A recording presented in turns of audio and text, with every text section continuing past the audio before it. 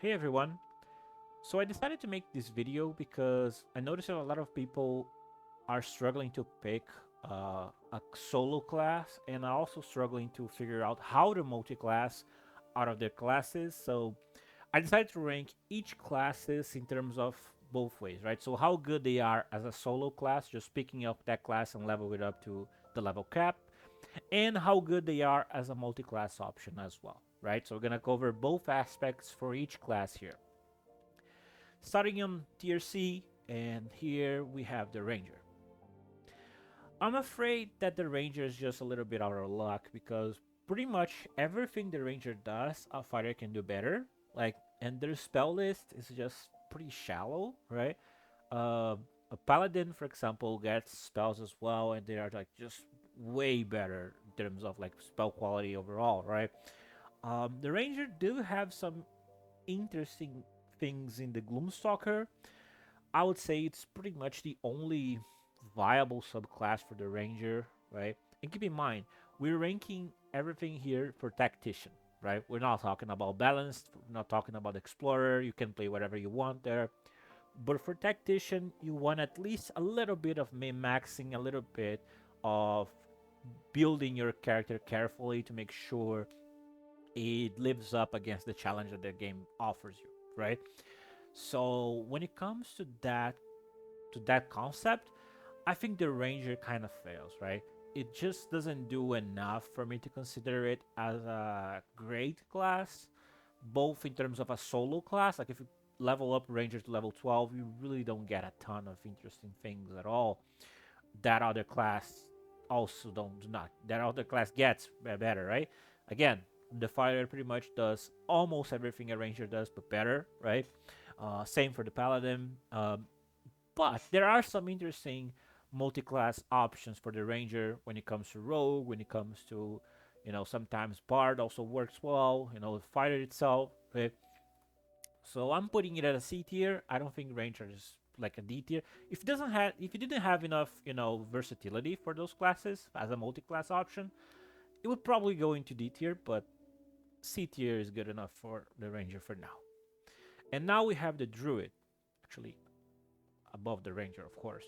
So the druid is a pretty competent solo class, right? If you pick up a level 12 druid, regardless of which path you decide to go with, like spores or land or moon, you're gonna be like you're gonna do great, like with a solo druid.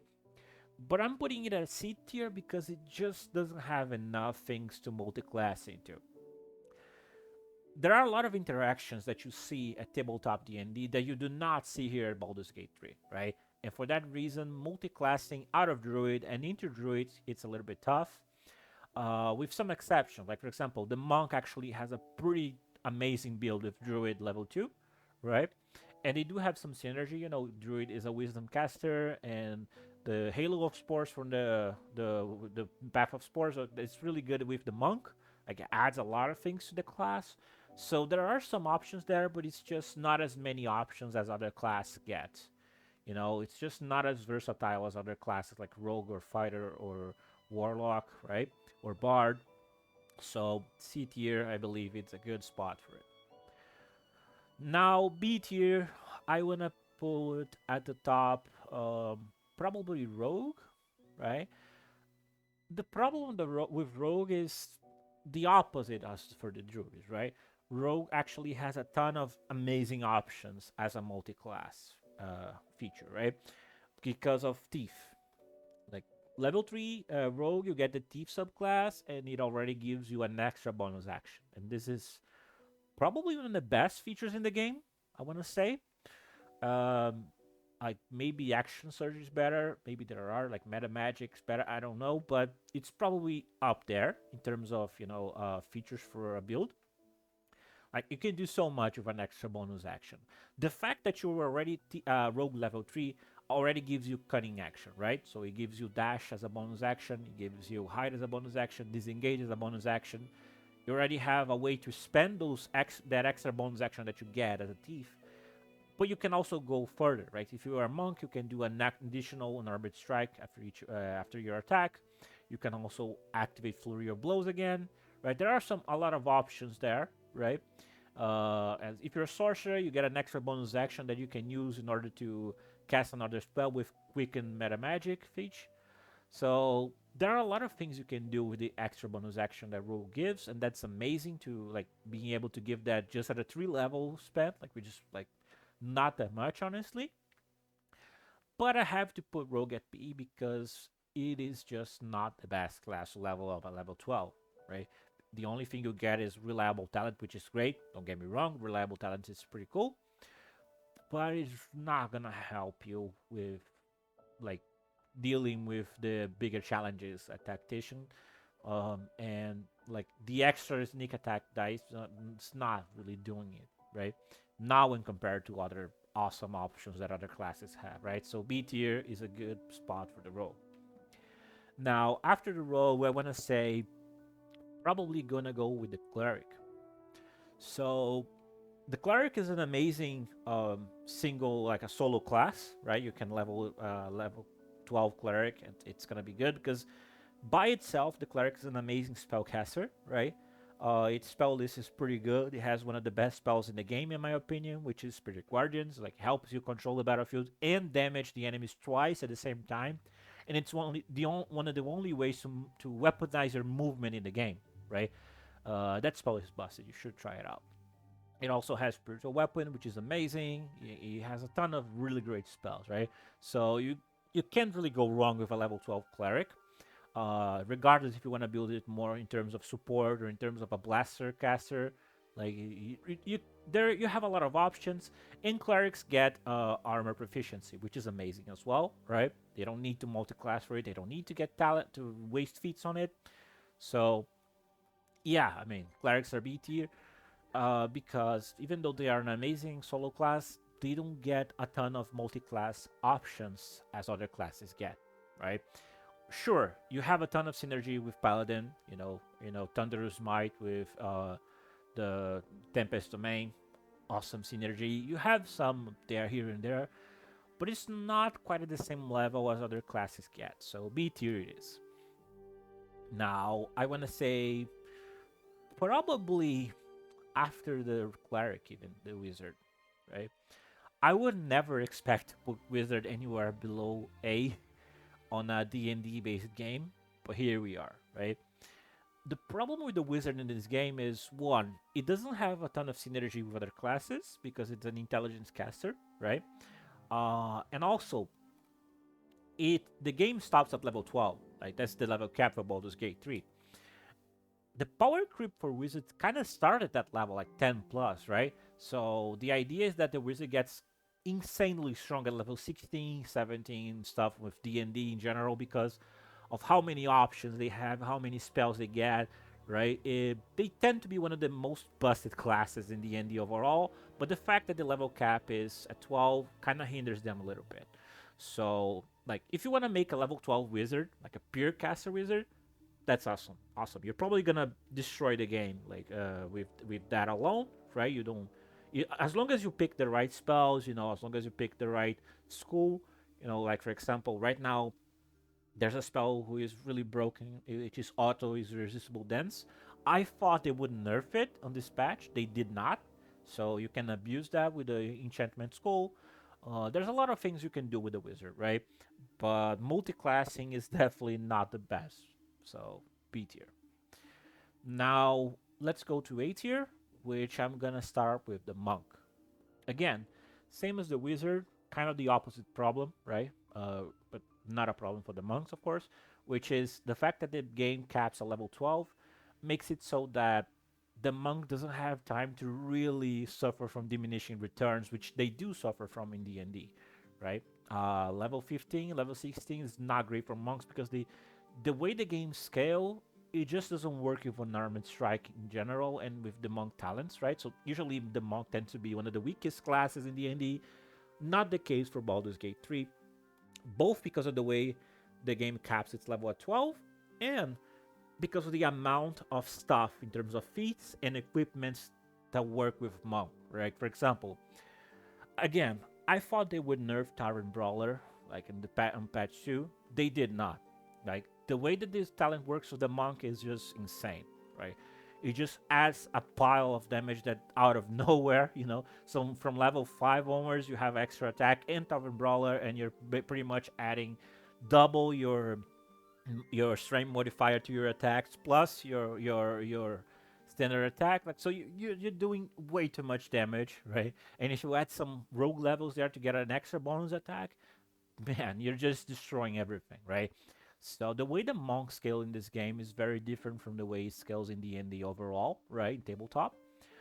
And the it has a lot of options in terms of multi-classic. Like, you can get extra on armor defense with barbarian. You can get uh, again with rogue. You can get an extra bonus action, right? You can get some interesting things with gloomstalker, you know, on the ranger as well. You can get circle of spores for the druid in order to get halo of spores and deal necrotic damage in every single unarmed attack, which you can do like a bunch of times in a single round, right? So there are a lot of options for the monk here in this game, and they are pretty insane. I would not expect them to be as good as they are, but here we are, right? They're just insane, and they're just insane, right? I'm just putting them in A tier because they are not the best solo class. Like, if you're going to do level 12 monk, might not be the best way to go. Like, you're probably gonna multi-class for this class, right? So A tier is for the potential itself of how busted it can be. After the monk, I want to go with the bard.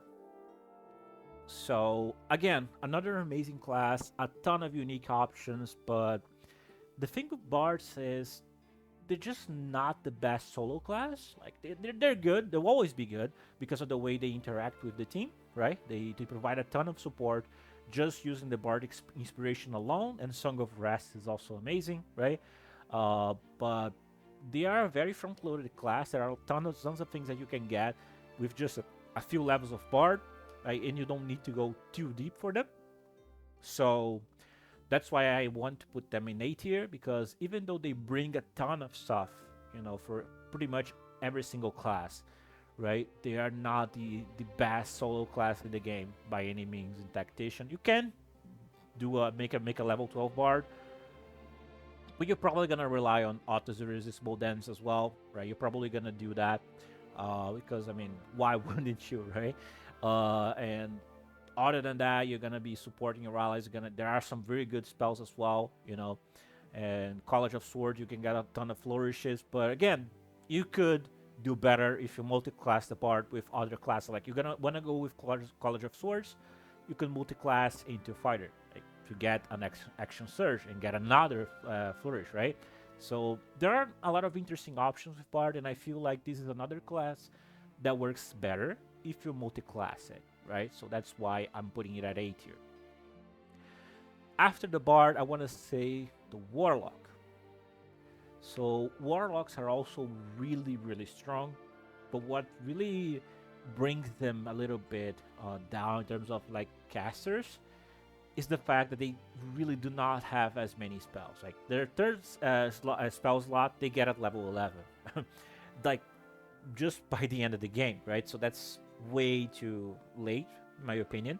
Sure, they restore the spells with a short rest, and in theory, they really don't need their spell slots all that much because Eldritch Blast, right? It's busted, but the thing is, I just feel like you can do better if you multi-class your Warlock. Again, you can make a level 12 Warlock. It can be a pretty strong character on its own, but like, Sword Locks are the way to go in my opinion, right? If you want to build a blaster caster, Warlocks are definitely a part of it, but not the sole part of it. So I feel like it's a class that's also better when you multi-class it into Sorcerer or Paladin or stuff like that. And that's why I have Warlocks at A tier. And lastly, on the A tier, I want to say the Barbarian. So the thing with Barbarian is that they are a very front-loaded class. Like, they have a ton of stuff at the earlier levels. They get a ton of things, you know, right from the get-go, right?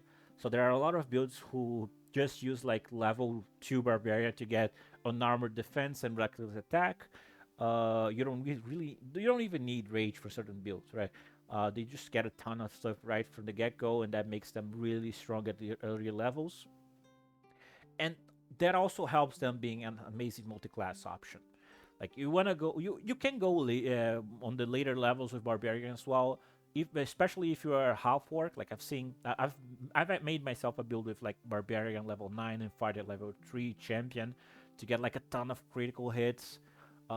With some equipments in the game who helps you crit more. You know, using they lower the range you need for the, like you can crit with the 19 in the die instead of a 20, right? And then you can use the champion to lower it further for the 18. And then when you crit, when level 9 barbarians get a better crit, they roll another die as well. I forgot the talent, the name of the talent specifically, but it's really strong with that. So that's an option for the barbarians as well. They have a ton of stuff going on for them, but they don't scale really well with the late game, right? When they get at level 10, level 11, you know, at that point, if you have a fighter in your group as well, you're gonna notice that the fighter just blows them out of the water, right? They're just gonna start out DPSing your barbarian hard. But the barbarian still has a role to play there, even because normally they don't have the best AC in the group, but they have also the most hit points by far. So they can kind of, you know, tank every hit and kind of like bait your enemies to hitting them instead of other classes like other casters and stuff like that. So they always have a role to play, but I feel like they're not the best solo class, right? So that's why I want to put them at A tier. And yeah, I mean, that leaves us with S tier and at like the top three in this game, in my opinion. And I want to say third place is the Sorcerer. So Sorcerer is just the best caster in this game, right? Because of how meta magic works and how you can abuse it with multi-classing in general. Again, if you put 3 levels in Rogue, you get an extra bonus action. And if you have like a Sorcerer 9, Rogue 3, you have 9 meta magic points. I think it's 9 or 10. I don't quite recall exactly, but you have enough to cast spells with your 2 bonus actions, right? So that means 3 spells on a single turn. So 3 fireballs in a single turn, for example. Or if you were hasted, that's 4. That is insane, right? So sorcerers are pretty amazing. Like you can just build a level 12 sorcerer and just destroy everything, no problem. Or you can multi-class them into other builds like Warlock. The Sorlock exists, right? Which is Sorcerer and Warlock for a reason. They synergize way too well, in my opinion, right? They are the go-to blaster caster in this game, like at least as far as I'm concerned. I beat the game with one of them. Like I destroyed the final boss with like in a single turn with a ton of Eldritch Blasts, right? So yeah, I mean, there's a ton of potential there for sorcerers, right?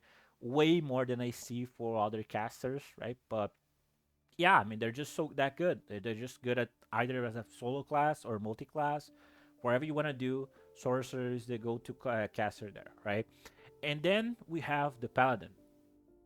So the Paladin is busted. it's that's just it. It's just busted, right? Because of the game itself, but also what the class brings to the table too, right? So there are a ton of undeads and fiends in the game, right? Straight up. Uh, there are way too many. So that means that the paladin gets a ton of attacks with advantage using divine sense. Um, and they also bring divine smite, which is one of the easiest ways for you to just destroy enemies in like in a single hit or in a couple of hits if you have extra attack, which by the way they also have, right? So yeah, I mean they just do everything. Like if you want to make a level 12 paladin, you're gonna destroy everything in your game easily. Like you're not gonna have any problem, right? As long as you build your paladin correctly. But if you want a multi-class, that's when things get even better. You know what's better than having charisma to smite here and there? So hit everything with your charisma. Make a level 3 warlock, and then you get Pact of the Blade, and now your weapon scales with charisma, right? So there we go. That's a way to break the paladin in half as well. The incantations also help. You know, Eldritch Blast is also really good. Paladin also works really well sometimes with Bard. Again, Rogue works pretty much anything. Paladin Fighter is also amazing. Action Surge gives you an extra Divine Smite for when you need, right? So, yeah, I mean, there's just no going wrong with Paladin at all. Like, this is just one of the best classes in the game, hands down. Like probably even stronger than all of them. But if we're talking about multi-classing options as well, I have to put fighter on the top, like straight up. Fighter is just the best class in the game in terms of options for solo builds and multi-classing. Like, name a build that doesn't want at least 2 levels of fighter for action surge. Like, I don't think there are many builds who don't want that. It's just the best feature in the game, hands down, right? I don't care what other builds do. Having another turn to break the action economy in half is just too strong, right? So yeah, I mean, that alone makes the fighter a top tier choice for me. But even as a solo class, if you want to make a fighter level 12, that also works really well because they get an extra attack at level 11. So you want to attack 6 times, right? Sure, you can do that because you can do that action surge and haste. Actually, it's 5 times, but still, right? If you have polearm mastery, you can attack the 6th time with the butt of your weapon, with your pole armor halberd, right? So yeah, I mean, fighters are just amazing. They can do pretty much anything, right? And yeah, I mean, again, they have the same thing as the monk does, right? They would probably have a lot of diminishing returns when getting a levels 15, 16, where the caster will become way overpowered when compared to a fighter, right? But we don't get there in Baldur's Gate 3, right? We stop at level 12, so that means that fighter is gonna be good all game long, right? You cannot go wrong with a fighter, regardless if you want to multi-class into it, you want to multi-class from it, or just level a solo fighter. You just can't go wrong with it. So that's my tier list. Yeah, if you disagree, if you agree, let me know in the comments. Maybe I'm gonna be posting other builds as well, right? Other build ideas. I just wanted to cover, the potential itself for each class here, and then I'm gonna get into more details on the other videos, moving forward, right? Again, if you have any ideas, just let me know in the comments, and I'll see you guys next time.